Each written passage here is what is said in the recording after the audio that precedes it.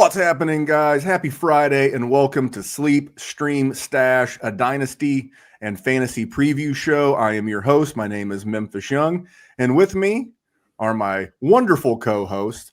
On one side, fighting out of the blue corner, he is out of the Seattle area. He is none other than Evan Ringler. Evan, welcome back to your show. Let's go, man. Hyped to be here. Let's do it. And fighting out of the red corner, it's none other than the Broncos fan of the group, Mr. Jonny Tuma. What's going on, Johnny? What's up, everybody? You guys made that really easy for me because Evan's wearing a blue shirt. Jonny is wearing a red shirt. I got my Bruce Buffer from the UFC on. But, man, week 2, I'll start with Jonny. You can include last night, the Packers versus the Commanders. What were your just high-level, 30,000 feet takeaways from week 1? I think I was actually excited to ask you guys the same and maybe have a little discourse about Travis Hunter. Like, I won't shut up about him. He's, been the talk of the offseason, and I think there was like a lot of positive signs there, right? Led his team in targets in week 1, 8 targets, right? He was on the field for a majority of the passing downs, a high slot rate. So, like, while we only got 9 fantasy points, I'm still pretty high on starting him this weekend against the Bengals in what could be a shootout game. So my takeaway from week 1 was that Travis Hunter is going to be viable in fantasy. What do you guys think? I love it, man. I saw a bunch of discourse, especially from the IDP community, about Travis Hunter underperforming, people taking victory laps. I just don't get it. 8 targets, 27.6% target share in week 1, 32% target rate, and his expected fantasy points was 14.1. So I just don't see it. I think that's a great week 1 for a rookie receiver there. More targets than Emeka Egbuka, by the way. And if you want to get ahead of it, I don't want to spoil one of the guys that I'll be talking about in the body of the show, but the Jaguars and the Bengals, the highest point total of any game this week in Vegas, 49.5 points projected in the Bengals-Jaguars game. So the guys out in Vegas who set the lines are expecting fireworks.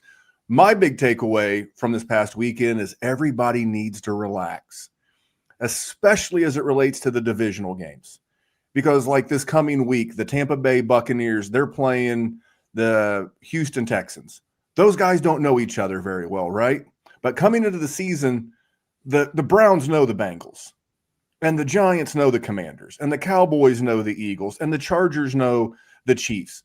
So when those games didn't give you the offensive fireworks that you expected, you shouldn't be surprised. The defensive coordinators know those teams. So just relax a little bit and don't get caught up in the Jamar Chase, Joe Burrow. I mean, you could go with Dak only threw 1 touchdown. CeeDee Lamb dropped a couple. Just relax a little bit, guys. It's divisional games. They mean more.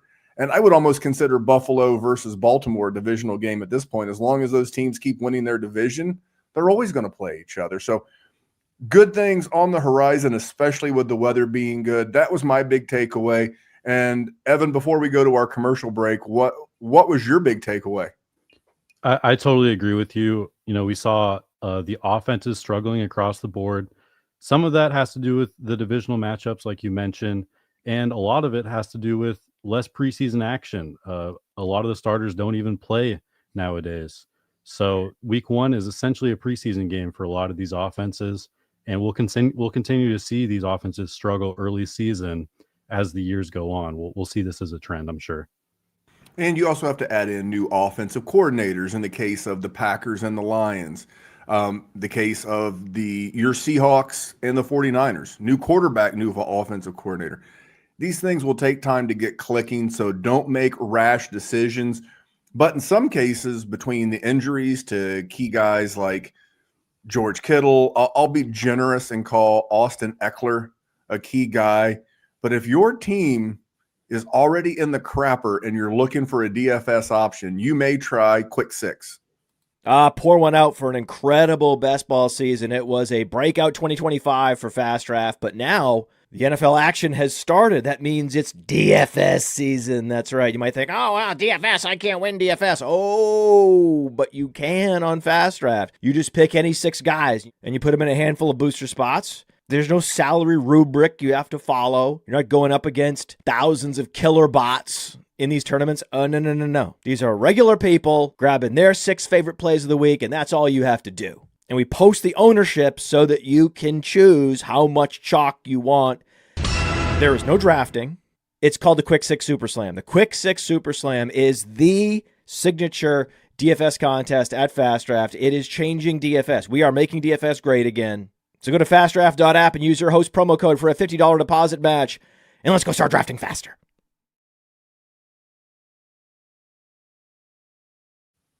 I do love Fast Draft, and I will be on Fast Draft on Sunday. I live in the state of Indiana. It is currently pending legislation here, but I will be in Ohio visiting my son on Sunday, and you can bet Sunday morning I'll be getting in those Fast Draft lineups. All right. Coming off of what I would consider a pretty successful first show. We had way more hits than misses, but we're going to roll right into these because the questions in the YouTube live chat are already piling up, and we want to save that last 15, 20 minutes. So if you want a recap of last week's show, go back and rewatch it and hit one of us up on X. We'll throw the X handles out later. I'm going to start with Jonny. Jonny, we go sleepers, then streamers, then stashes. You were the first one in the show sheet. You have a sleeper for us. Give us sleeper number 1 for week 2. Yeah, got to call out my week 1 sleeper. Shout out Dylan Sampson finishing as a top 10 running back in week 1. Yeah. That was a fun call. So let's see if we can keep it up. I think it's Tyquan Thornton this week. Again, when we're thinking of sleepers, like I'm trying to give you some names that you could probably go find on waivers in most of your leagues still. And this is a guy who played 72% of the snaps in week 1 and was the primary deep target for Patrick Mahomes. We know there's not going to be Xavier Worthy again in week 2, so he's going to be out there playing a majority of the snaps again. He only had 6.1 fantasy points in week 1, but if you watch the tape, there was multiple other deep catches that were really close to happening that would have been 30, 40-yard gains and put him in double-digit fantasy points. When we watched Philly in week 1 versus the Cowboys, they were exploitable on especially their pass defense. And so I see Thornton and Mahomes connecting on a deep ball this week. All you really need is this guy to catch one pass for 50 yards and a touchdown for it to pay off. I think he could get a couple catches, a nice long gain, and potentially have a touchdown to really put it into that, what we want in our fantasy lineup. I like it. Tyquan Thornton's got good speed. He's never really been a featured option, but I do like the fact that he could take the top off of the defense. What do you think about Tyquan Thornton, Evan? I like it. Last week we saw CeeDee Lamb get several deep targets that were very catchable. Didn't convert on them, but hopefully Thornton can convert on some of those. In week 1, despite not playing as much as we expect him to this week, he still finished 8th among all receivers in air yards and 15th in air yard share. So there's going to be some opportunities for explosives there, definitely. I like it. I said you're trying to catch lightning in a bottle, and Tyquan Thornton's the kind of play, like I mentioned this last week. If you're a huge underdog in your lineup, you're better off plugging a Tyquan Thornton in there than say like an Adam Thielen. Adam Thielen might get you like 5 for 50 yards and get you 10 points, but Thornton could take the top off of one and go to the house and get you like an 80-yard touchdown, and all of a sudden that's a 15-point play. So that's what you're looking for. I've got one, and it's a little bit more of a known name as a sleeper, but I pulled up his rostership across fantasy, and depending on your league type, whether ESPN, Yahoo, Sleeper, etc., he is currently rostered in 5 to 22% of leagues, depending, and my guy's Brenton Strange. And that's going to roll right into some of the other guys that we have on this list as well. And the reason why I like Brenton Strange is going to tie to Harold Fannin, who we're going to talk about here very shortly. But I mentioned it at the top of the show. The number 1 points expected to be scored in a game this week per Vegas is the Jaguars and the Cincinnati Bengals. And he being Brenton Strange coming off of a 4-target, 4-catch week, 59 yards and a touchdown. And he's facing Cincinnati. Cincinnati was the team that last week gave up a combined 10 catches on 15 targets for 100 yards to David Njoku and Harold Fannin. And Cincinnati, this wasn't a one-game slip-up for them, right? Last year against the fantasy tight end position, they were dead last. They gave up the most points to the fantasy tight end last year. They gave up the most points, the most receptions, the most targets, and the third most yards to the tight end position in 2024. I mentioned the game total being super high. I do like it I like it for everybody involved on both sides. I think this is going to be a shootout game. Defense is optional. Think of old school Big 12 football when you think of Bengals Jaguars, and that's what you're going to see. What do you think about that, Evan? I think this is a great call. Just target the Bengals, especially with the tight end position, but really with all positions going forward. In week 1, Strange was second in yards per route run, 5th in first downs per route run. So he was efficient despite not running a ton of routes. That's just kind of how the game played out. But he's going to be on the field a lot more, and I like this play. Yeah, there weren't a lot of pass attempts for that Jags offense as a whole in week 1 with the weather delay and them kind of having the game in hand the whole time. But I think we can expect a different great game script.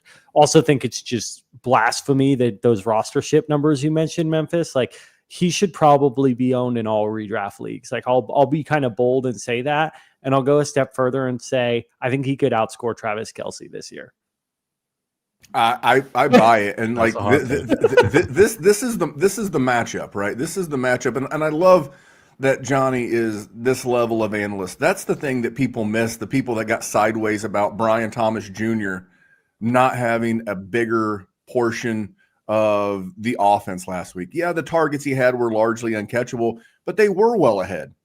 When the lightning delay happened, the score was 20-3, and it was partway through the third quarter.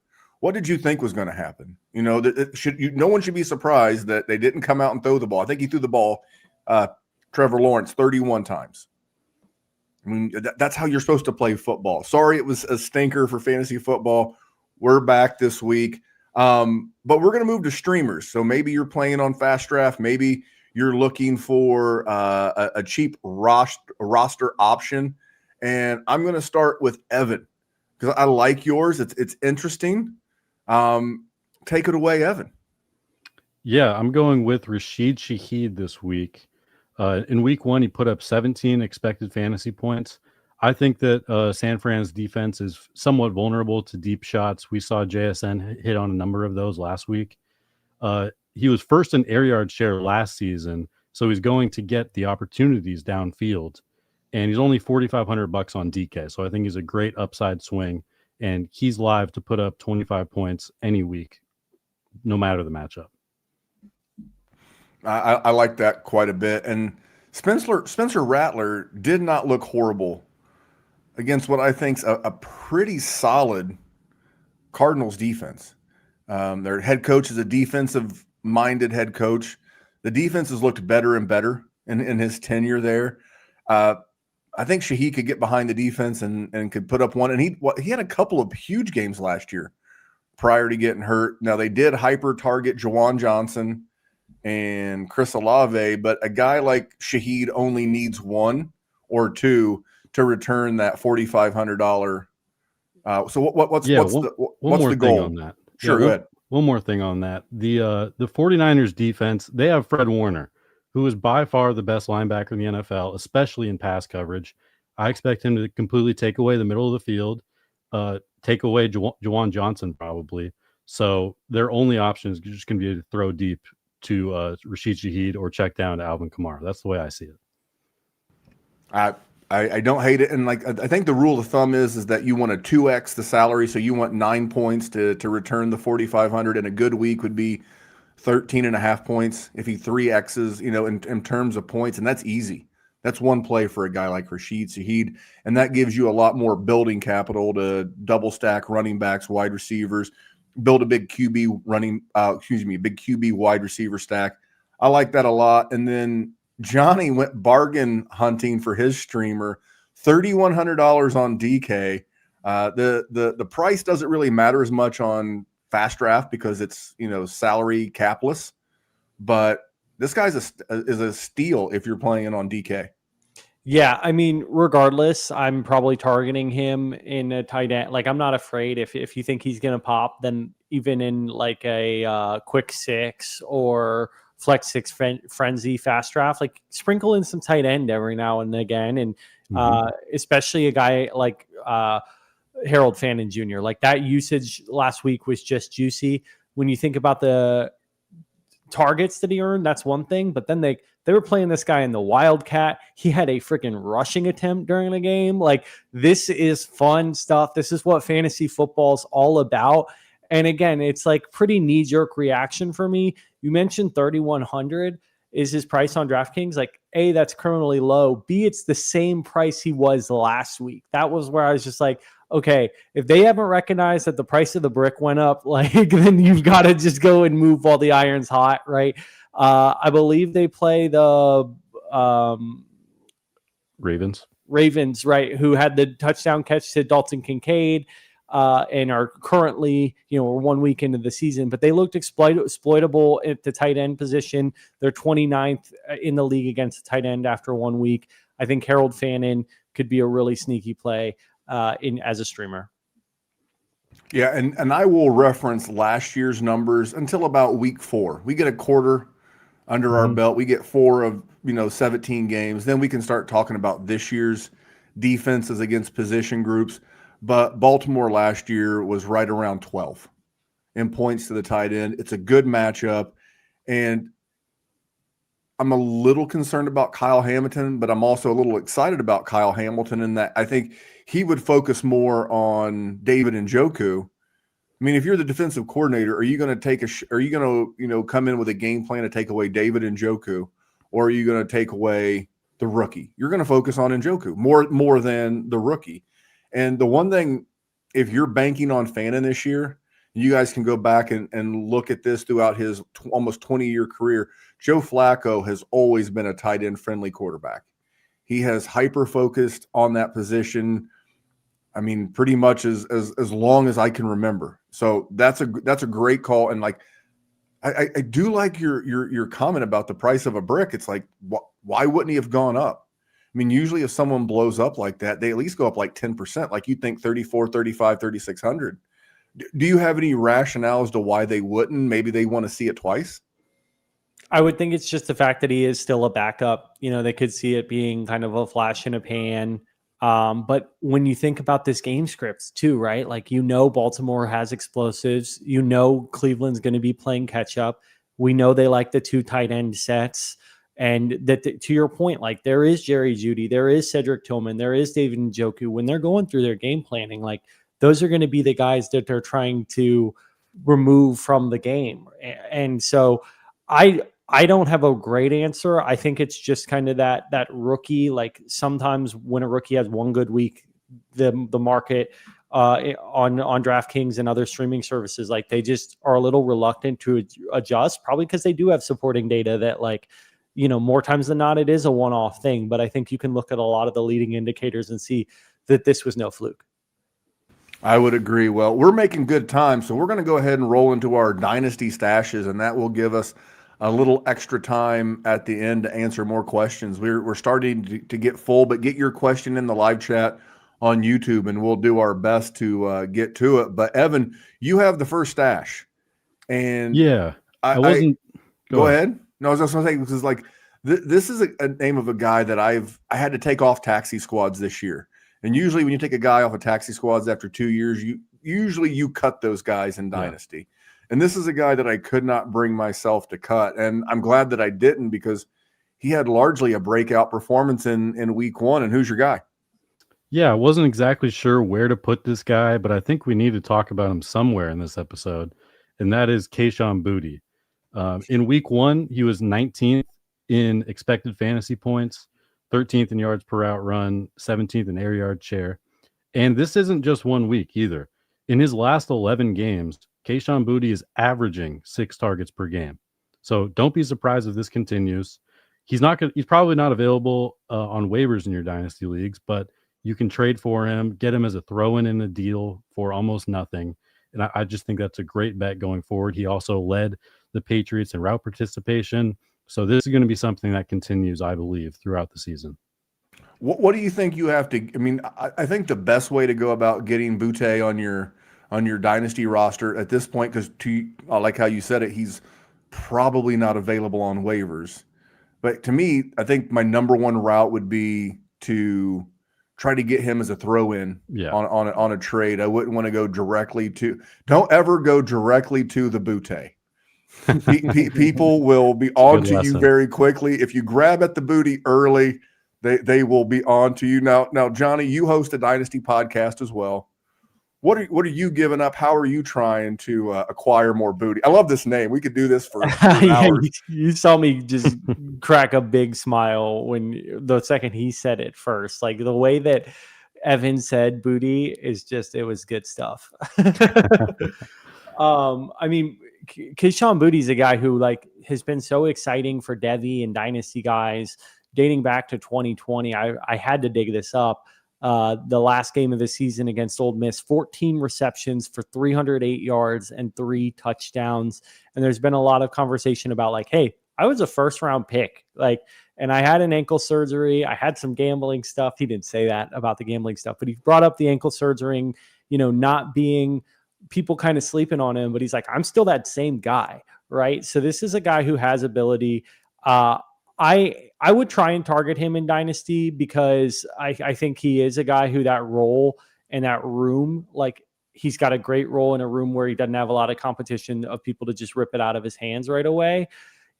I'm still probably only offering like a third, right? Yeah. Or like, maybe a rookie that we really didn't like the usage or we're starting to get a little lower on, right? So I think, just a name that comes to mind, and we all like this guy a lot, right? But he put up a 0 in week 1 is like Torrey Horton, right? Like we were talking about him as kind of like a similar range of value, probably, right? Like maybe a third, maybe a Torrey Horton. You might be risking the upside by trading away Torrey Horton, but you're getting some immediate production with a guy like Boutte in a league where you're starting 8 or 10 position players, like, and you need that production and you're a contender, you can make that trade. Yeah. And a trade that I would make, because I think if you go back in Dynasty and you look over the lifetime of your leagues, and like MFL is really good about this, about being able to go backwards and looking at the previous draft, look at the hit rate on second round picks, and people treat them like they're this ginormous, 75% success rate. It's not. It's probably a lot closer to 50% if you're lucky of getting actual usage out of second round picks. Go offer a straight up second for Kayshon Boutte and a third. And do not be surprised if someone's like, I mean, you might, let's just for easy math say it's the 206. And let's just say, because, middle of the pack, we'll just treat them as if they're the same. And you might get the 306 or the 307. I'll take a round flip in a rookie draft to acquire a guy like Kayshon Boutte, because over the last 10 games of last season, he averaged 5.8, we'll round up 6 targets a game with Drake May as the starting quarterback, and he had 8 last week, and he converted 6, 108 yards. But if you're going to make him, I love this, if you're going to make a move on Boutte, go make that move now, because you're only going to get one more game, and we talked about it earlier. He's playing Miami this week. If he goes out and does what Michael Pittman did against Miami, your days of even getting him for a straight up second are largely gone. People might write off last week as a flash in the pan, and you could do it. But 2 weeks in a row, you're starting to see a trend. And if he does it 3 weeks in a row, you're cooked. You're not getting him. And I could not agree more. A guy that I was waiting to pop, because I fell for the Devy magic, and I'm glad that I did, because he's one of my more owned Dynasty wide receivers. And I've got the other stash. And this is coming directly from a Colts fan. And if you listen to the Dynasty Warzone, I've been on this guy. It's DJ Giddins. And I will say this, as a Colts fan, I like that Shane Steichen he's smart roster usage. Last week, Colts kind of like, we talked about the Jags getting up early. The Colts got up big early. And what would Kyle Shanahan have done with Christian McCaffrey? He would have given him 30 rush attempts in a game that he had completely well in hand. And that is not what Shane Steichen did. He gave Jonathan Taylor 18 carries, and then he gave the rookie DJ Giddins 12 carries. 41 yards, no catches, nothing too crazy, but he's going to be in the mix. And for me, as a dynasty gamer, he is a two-way stash. Technically kind of a three-way stash. One, he becomes the starter. He was the second man up. In the game, I like that.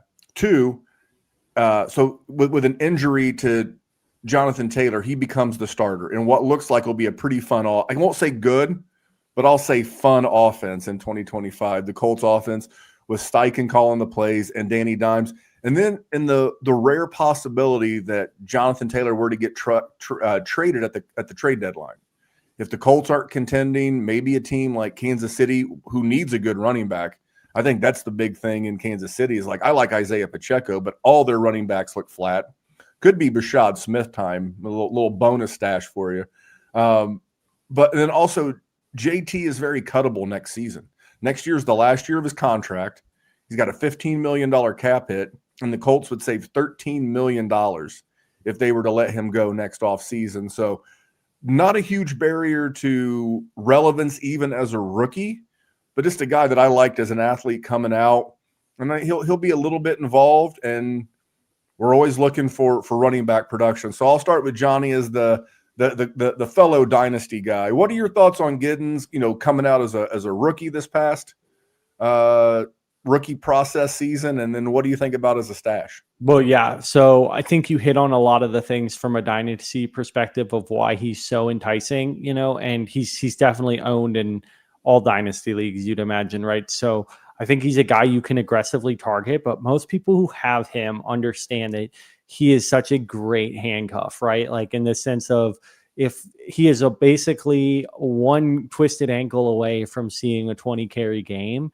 And that's the crazy part to me is more through the redraft stash lens. Like I'm looking at one of my redraft leagues, like, man, this guy should be owned in almost every league. As you're talking through him, I'm like, that's a no-brainer. Like he is just the path to production for him is just, again, so close, one event away, and he's owned in like 7% of redraft leagues, right? So I think I'd be trying to stash him even in redraft is my point, just because when we think about who are those like amazing handcuffs you want to have, I know we haven't seen it from Giddins in the NFL, but this is a guy who averaged over 6 yards a carry last year at Kansas State, one of my favorite prospect running backs coming out of this draft cycle, 92nd percentile 40-yard dash, 92nd percentile speed score. He's got size, he's got athleticism, and he's got chops, like rushing chops. And so, I would be trying to acquire him in a dynasty. I have been, and to little like to no avail. But yeah, in redraft as well, I would be making a conscious effort to stash this guy. And last thing I'll say, not just if you have Jonathan Taylor. I hear a lot of people like, oh, I got to get Giddins because I have Taylor, or Algier because I have Bijan. Like in a best range of outcomes, you've got Bijan and you've got Giddins, and then Taylor goes down and you've got Giddins and Bijan, right? As opposed to like it being a swap when Taylor gets injured, you get more upside by having a backup running back who isn't the handcuff to your first round pick. So just some thoughts there on Giddins, a guy I really like and who I think will at one point in this season be the biggest waiver ad of the week, especially if Jonathan Taylor gets banged up in a game. All great points. And the one that I absolutely love is I never in a seasonal league handcuff my main running back. It's almost like wishing that your best player gets hurt. It's like I understand the concept of insurance on a car, on your house. I want to carry your handcuff. I want to have if you've got Bucky Irving, I want to carry Rachaad White. If I have Bucky Irving, I don't want to carry Rachaad White. I feel like I'm rooting against myself. It's like I don't want Brian Robinson Jr. if I have Christian McCaffrey, but I want Brian Robinson Jr. if I don't. Evan, what are your thoughts on Giddins?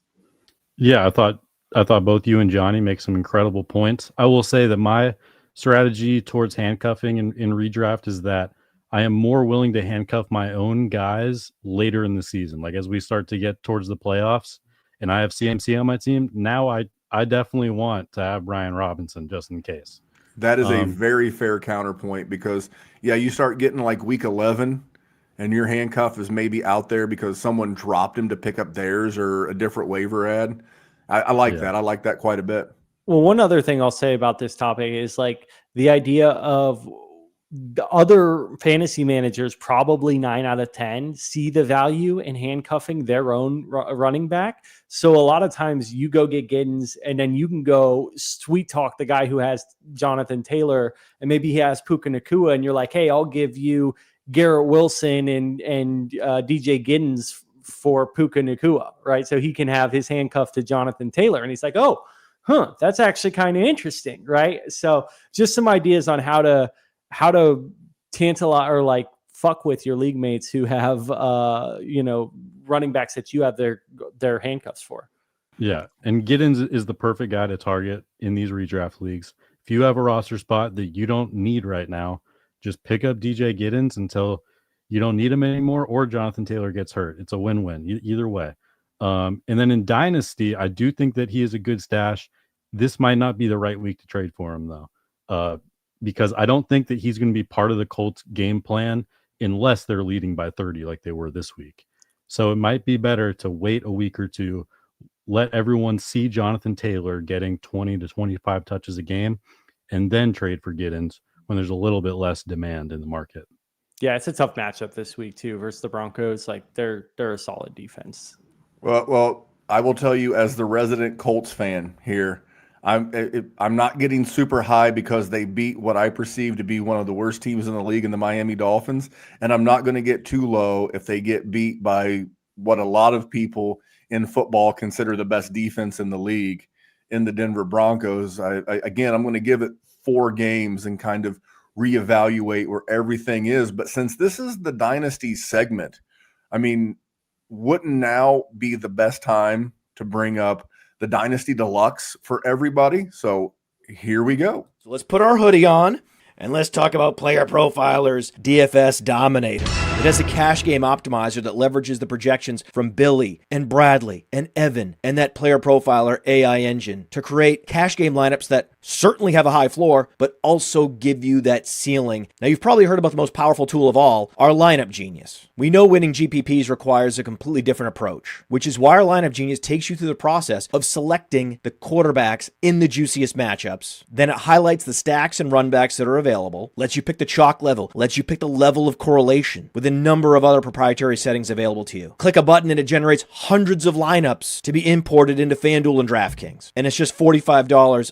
a year, not a week, a year. So go fight fire with a Player Profiler DFS Dominator.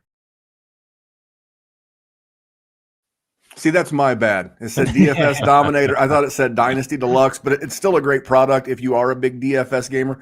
$45. You do a little quick math, that's like $3 a week. It's not even $3 a week. And if you win just 1 week, you are going to more than pay for the contest that you're playing in. And so let's just say you got the DFS Dominator, you use it, and you win $60 this week. You paid for your $3 or $5 entry fee and the service. Now you're free rolling the rest of the year. That, my friends, is what they call a value add. We're jumping into questions, right into the questions, and we're going to start at the beginning, unless, like Caden and Dakota, you throw us a super chat, you move to the tippy top of the list. Now, this one's Dynasty related. And Caden and Dakota ask, someone dropped Kaleb Johnson. This is in a Dynasty league?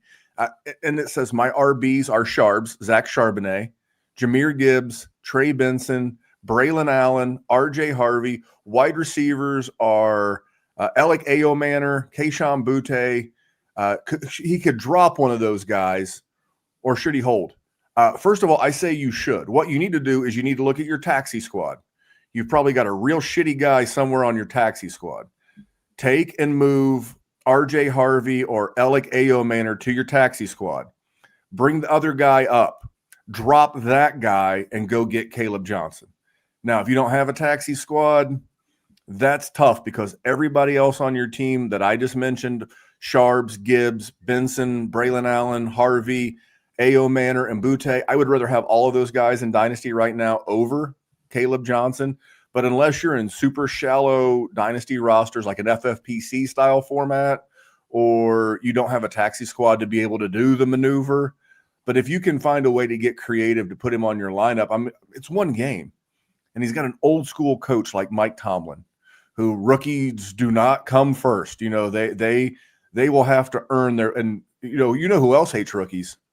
Aaron Rodgers hates rookies. So you have the old stodgy coach and you have the old stodgy quarterback.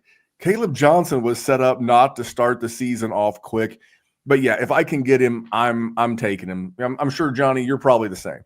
Yeah, I'll just, assuming like I play in leagues where taxis lock at the beginning of the year. So like once the first game starts, if you were to move someone off, you can't move someone back in. And so I'm going to assume, like, just trying to cover all our bases for this viewer and their question, I would drop Kayshon Boutte out of all those people. I know we kind of hyped him up earlier in the show. I think there's still another side to the coin of, like, yes, in a good role, favorable usage. I think the ceiling is still maybe like it caps out at a certain point. And then the other thing is, like, big fan of Matt Harmon's reception perception. You'll see me reference him very frequently.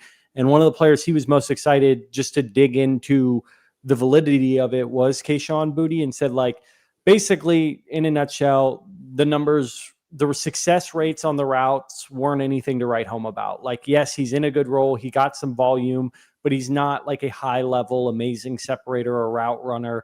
And in Dynasty, especially, that makes him replaceable long-term, right? And a guy like Kaleb Johnson, I think as the year goes on, he's going to be a guy you have to hold on to your roster, whether it's redraft or Dynasty, because I just am not sold on Jaylen Warren and Kenneth Gainwell as the answers in that backfield long term.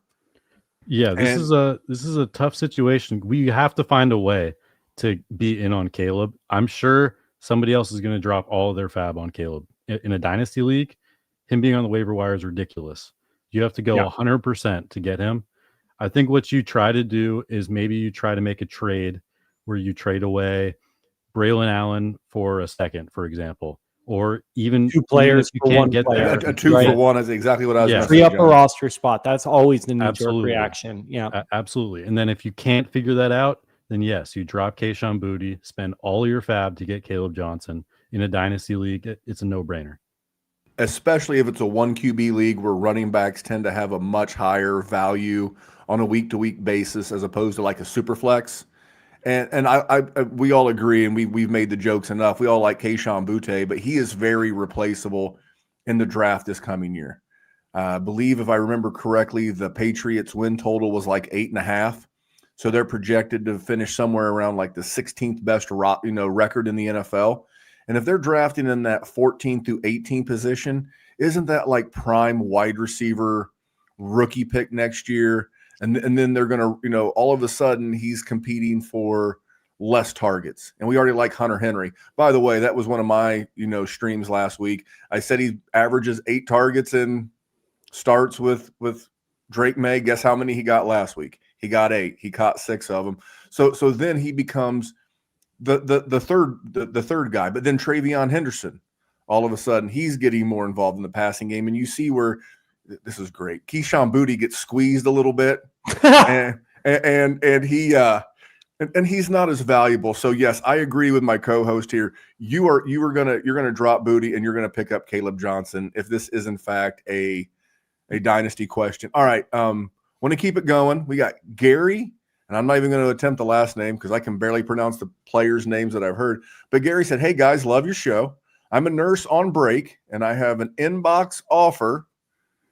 A 12-team Superflex, start 10 PPR. He has Jayden Daniels, and they want me to trade Lamar straight up. So would you give up your Evan Ringler? Would you give up your Jayden Daniels for your league mate's Lamar Jackson? I would. I've actually had Lamar ahead of Jayden Daniels all offseason.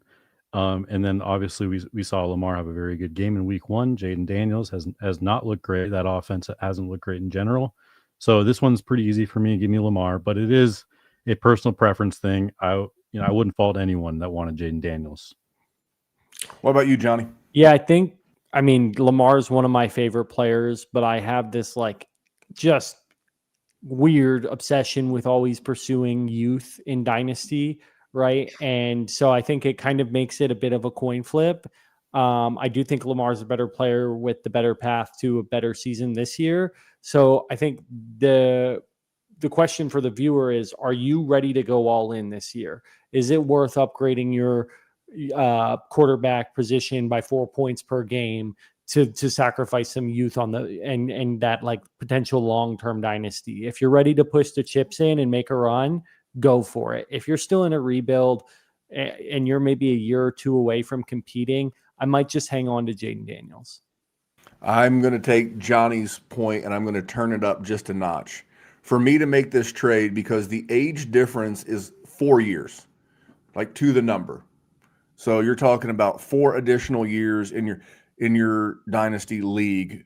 But if you feel like you're a top 3 roster in your league and you're looking for a difference maker that's going to push you over the top, and you wanted Lamar, I will not fault you for that, because Lamar is only 28.7 years old.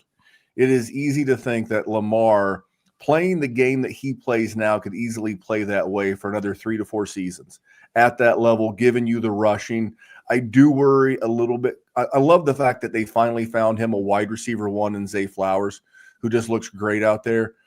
My concern is what happens to this offense if, I'm not going to say when, but if Derrick Henry ever slows down, because he continues to defy father time, but he opens up a lot of space for Lamar and Zay Flowers. So, but in the year of our Lord 2025, if you're a top 3 roster and you want to get Lamar to go chase a ship, it's an easy one for me. And thank you, Gary, for getting here early and getting your question. And just because you asked a question at 3 when we're talking sleepers, streamers, and stashes doesn't mean you don't go to the tippy top of the list.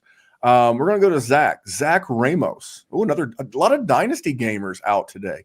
You figured it would be like, start sit, a lot of questions like that. But Zach Ramos asks, who wins this 10-man dynasty tight end premium trade? Josh Allen. Jesus, a big one. Malik Neighbors, Tyler Warren, that side. I'm done. I'm done. Or Justin Fields, Jamar Chase, Brock Bowers, Holy Toledo, Evan, back to you. I see Evan's face. What a trade. Gee, What a trade. I've never made one of these trades myself. I'm very big jealous. Cojones on both sides. If any, like, you're willing to send that out and click accept, like, big cojones. Zach, I'm going to start with this. This sounds like a fun league. Yeah. This sounds like a good time. This is wild. Evan, thoughts? All right, I'm gonna break this down. So Jamar Chase, wide receiver 1 in Dynasty. Malik Neighbors is still top 5 though. Right. Brock Bowers, tight end 1 in Dynasty, but Tyler Warren is like tight end 3 in Dynasty. So he's right there. Meanwhile, the difference between Josh Allen and Justin Fields It's huge. I don't know if this is 1 QB or super flex. Let me. I'm going to assume super flex, because why else throw a quarterback in there? Yeah, that's what I usually assume for these. And there's a huge gap in super flex between those 2 players. So give me the Josh Allen side.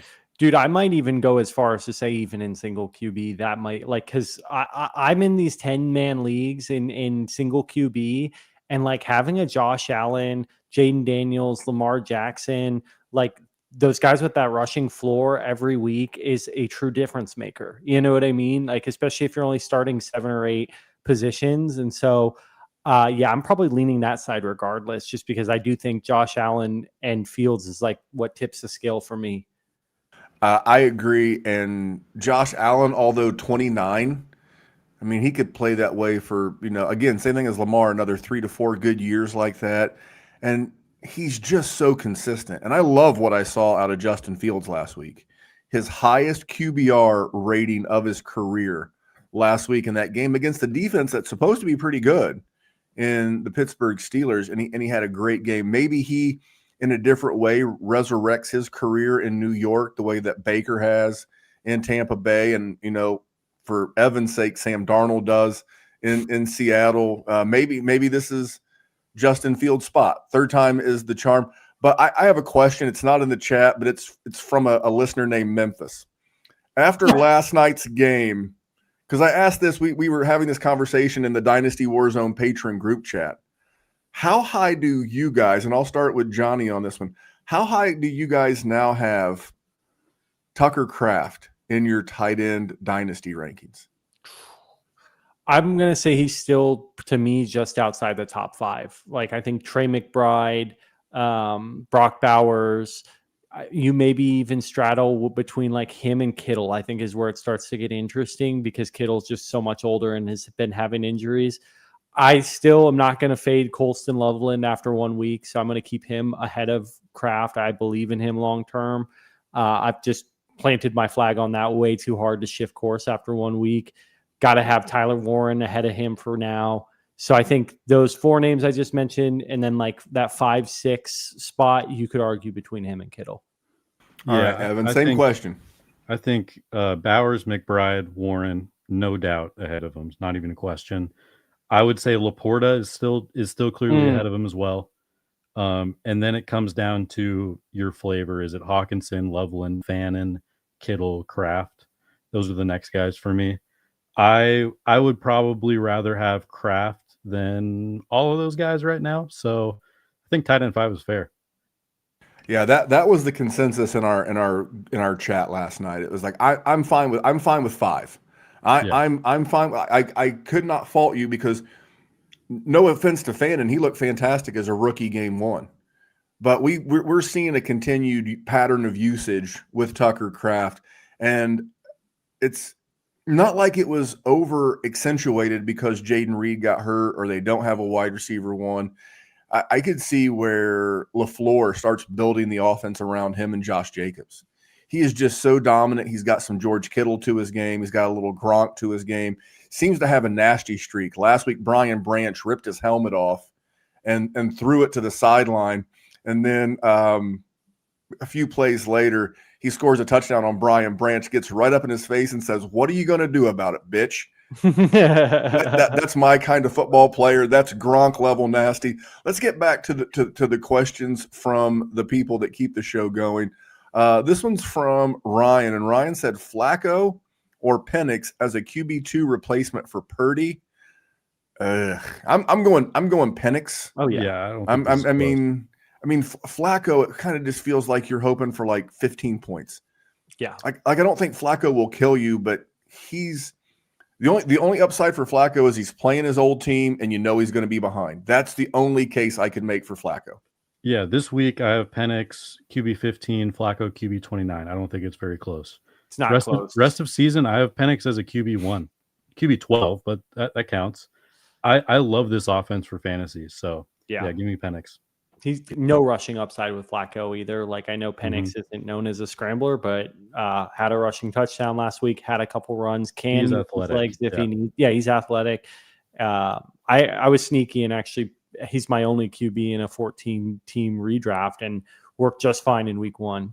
And I actually I faded tight end too and took Kyle Pitts as my tight end. And I'm a lie. I'm 1-0. I'm sure that will continue. Yeah, I'm playing a risky game. Yeah, that's the Brokeback Mountain meme with people with Kyle Pitts. It's like, I wish I knew how to quit you. All right. Go Jen said, "Afternoon, gentlemen. Does stashing multiple backup running backs in PPR make sense?" That's how I play the game. Yeah, if you're in a standard ESPN league, 16 roster spots, start 2 wide receivers and a flex. Once I have 3 or 4 wide receivers that I'm very comfortable with, like Cortland Sutton was like a free space as your wide receiver 3 in a lot of leagues this year. So if you've got 3 or 4 really good wide receivers, I'm not carrying an extra tight end. I'm not carrying an extra defense or a kicker. I am stashing as many upside DJ Giddins or Rashad Whites, or just guys that are one injury away from really meaningful points. And, to Evan's point earlier, like, and that doubles for me when you start getting into like the weeks with double digits, because if any key running back goes down and you have them, you have the skeleton key to your league. So yeah, man, you can't go wrong stashing, because if you lose your tight end, you're streaming anyway. You're trying to stream a Brenton Strange this week, and it might be you just might chase whoever plays Cincinnati throughout the season. I don't know, but yeah, I'm stashing as many RBs as possible. What about you, Evan? Yeah, if it's just the standard like 6 bench spots, I'm cool having 2 receivers and then either one quarterback or one tight end, not both, and then the rest are just upside running backs. That's just how you should play it.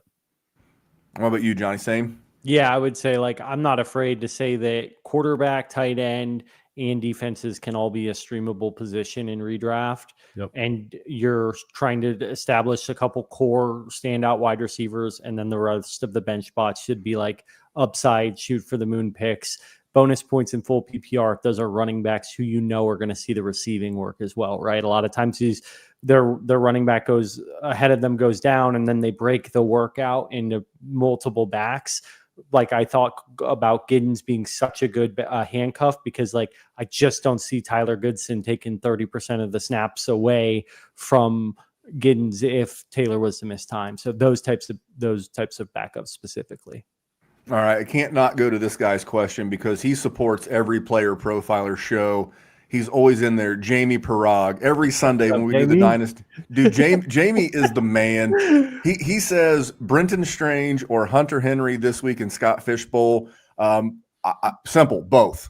You can't not play both. We just saw what Tyler Warren and the Colts did to the Miami defense. Why can't Hunter Henry, a guy coming off another 8 targets, do the exact same thing? And I doubt that you have, in the Scott Fishbowl format, I doubt that you have enough running backs and wide receivers that you can't afford to play 2 tight ends. So you'd have to be super stacked, and your league mates would have had to have been asleep at the wheel for you to have a roster so deep you can't start both. So the simple answer for me is both. Evan? Yeah, you're definitely right. Would love to start both. If I really had to pick one, it's Hunter Henry. I'm going to go with what Memphis said, though. I think this, like, I play in Scott Fish, and I think you guys do too. So I'm not saying like, hey, I do and you don't, but like both over 20. Brenton Strange was the lower of the two, but 22.9 points. And specifically in that format, I think it's like 3 or 3.5 points per reception for tight end. And for me, that's just a multiplier of like, okay, if this guy gets 4 catches, like that's 12 points. If he gets 5, that's 15, right? Like it's just the path to upside at that tight end position is like quick and scary fast, right? So I love when you've got those tight end ones that you see getting decent target share. We called out, Henry getting 8 targets a game, Strange being second among tight ends so far in yards per route run. Like those are tight ends that are target earners and decent offenses. This Scott Fishbowl scoring format is designed for those types of guys to be really viable lineup players. And if you absolutely have to start just one, I would say if you're an underdog, chase the points and the upside in Vegas with Brenton Strange being against the Bengals. And if like you're close or just need a consistent good performance because you know he's going to get targets and work, go Hunter Henry. But man, find a way to do both.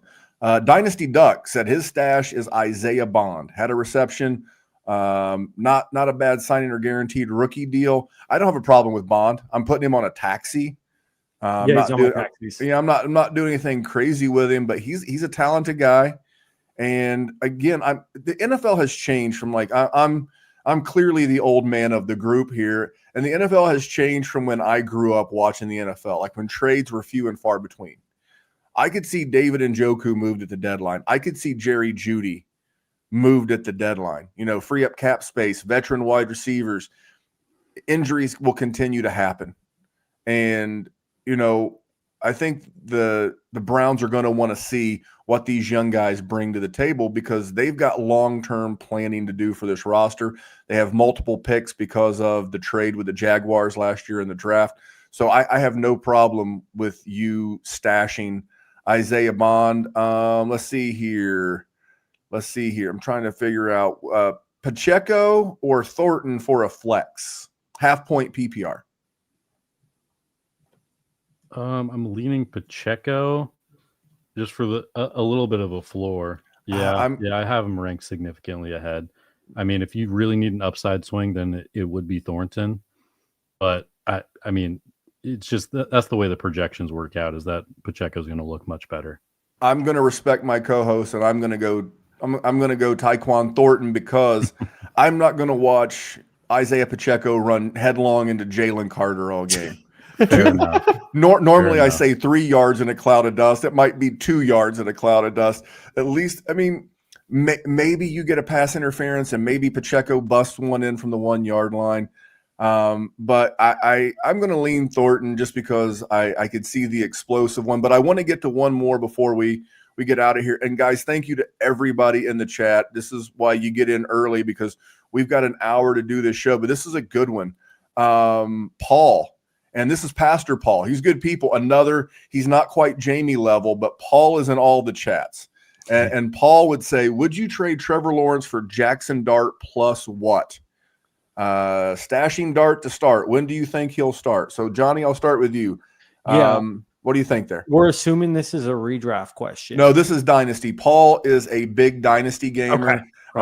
Him and Jamie are regulars. They're 1 and 2 in the Dynasty Warzone live stream every week. So really, plus probably any whatever nickel on top I could get, I'd probably take this trade straight up. Just like and there's a little bit of like, I'm a Jags fan and I'm kind of over Trevor Lawrence bias kicking in here, right? But I just think it was so exciting to see Jaxson Dart in the preseason. Like, I know it's just the preseason, but it reminded me a lot of just like when a guy like Dak Prescott got some run in the preseason and you're just like, all right, this guy clearly has it, because, there's all these other quarterbacks who we can argue whether the preseason matters or not, but they don't look nearly as good when there's live rounds in the NFL. Like, there's a big skill jump going from, the championship game in college to the preseasons in the pros. Like, it's a nightmare for the best college players in the world, like to go even to play against taxi squad guys or practice squad guys. So I really liked what I've seen from Jaxson Dart. I wasn't, to be dead honest, I'm so terrible at evaluating quarterbacks coming out of the NFL that it was hard for me to he's throwing the ball a lot and like clapping, and is this all going to translate, right? But for me, shoot for the stars. I don't think that in Dynasty, Trevor Lawrence is ever going to be like a top 5 quarterback. I think he's kind of proven that almost at this point. And as long as Shane Waldron is still the pass game coordinator, for goodness sakes, it's just like, there's just enough reasons for me to be like, hey, if I can get a cherry on top, that's probably a great trade. Again, there's still roster dynamics, right? Like, are you rebuilding? Do you really need Lawrence every week if you're contending? Maybe you do, and maybe that changes the dynamic a little bit. But in general, I would love to acquire Jaxson Dart for Trevor Lawrence. At this point, I've always said this: Trevor Lawrence is Jared Goff with better hair, and that is what you're hoping that Liam Cohen can do for you with Trevor Lawrence. You're hoping that he can make him a sustainable, and now he's a guy that I like. He's got 2 QB1 seasons under his belt in 4 years. I'll answer this part of your question before I throw it to Evan and wrap up. When do I think Jaxson Dart starts? How about halftime this week? Yeah, soon. Very soon. I think they're going to probably score, they being the Giants, 3 to 7 points going into halftime. And Dayball's probably, going into the game, he probably got pressure from the ownership group to be like, we got to give Russ one more start. Dude, just cut Russ. And if for some unforeseen reason some starter on a good team gets hurt and they need a quarterback somewhere, I think they paid Russell Wilson like $10 million. Now, $10 million to working class guys like us, that's a lot of money. But NFL quarterbacks, that's not a lot of money. I look for Jaxson Dart to come out of the halftime as the starter, and against the defense that's not been great in the Dallas Cowboys, who have no meaningful game film on him. What the hell? Let the kid do the thing. So I think they should have started the season with him. Halftime on Sunday. That's my answer. Evan, what you got? Yeah, I think in this trade I would try to get like a second on top.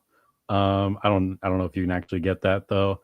For me, I'm just a little lower on Dart because I don't know if he's any good. I wouldn't be surprised if he was just Bryce Young level bad right away. That wouldn't shock me at all with that situation. So yeah, I would try to get a second. If you like Jaxson Dart, I think that when it comes to quarterback evaluations, just kind of go with your gut. If you like Jaxson Dart, then go get him. That's fine with me. I'm going to hit you with a Memphis special trade in a Dynasty League. I'm going to send you, because Trevor Lawrence has got, and again, I'm wearing a backwards hat, so is Evan, but you got to put on your salesperson hat, and you got to sell this trade, right? You got to go out and say, look, I'm giving you a guy with 2 QB1 seasons under his belt on his resume, Trevor Lawrence. I'll take the gamble. I'll take the risk. I will give you Trevor Lawrence and my second, and you give me Jaxson Dart in your first. Hell yeah. Because if this doesn't work out in a super flex, guess what the 2026 rookie class is going to have? If you guessed a lot of quarterbacks, you would be correct. Now you're getting a 2-for-1. You're getting the upside of a guy like Jaxson Dart, and you're getting another lottery ticket that you could throw on top of your own first to go get a guy like Nussmeier or Klubrick or any of these other guys coming out in the upcoming class. That's how you win in Dynasty. Go do that. We super appreciate all the support. Now, I will not be here next week. It'll be Evan and Jonny. Maybe you guys can bring one of the other multitude of player profiler hosts on with you. I've got to take my wife on a trip for our anniversary. Oh. But guys, I'm loving this show because, and Jonny, you can agree maybe, as a guy who focuses on Dynasty for predominantly, 10 months of the year, it's so much fun to talk DFS and start sit and all that other stuff. It's great to jump in to a different format. Dude, we got leagues to win, like all types of leagues to win. Right? And we're here to help you win them all. All right, Evan, any words of wisdom on the way out? Nah, man, let's just go win some money. Let's do it. Let's go win some money. That's the point of this show. DFS money, daily money, all of that fast draft money. Hello, that's me, fast draft. Why wouldn't you want to go win, that money? But we'll be back next week, or these guys will be back next week. I'll be back in week 4. You can follow Evan at Evan Ringler FF on Twitter X. You can follow Jonny at Fantasy Picasso. You can follow me at DWZ Memphis. Guys, we appreciate all the support in the chat, and we'll see you next week. Thanks for tuning in. Hey, I want to thank you for being part of this broadcast. If you have any thoughts on it, leave a comment. If you enjoyed it, make sure you leave a like. And if you want to see more shows on the Player Profiler channel, subscribe to it. That's how we know you want more.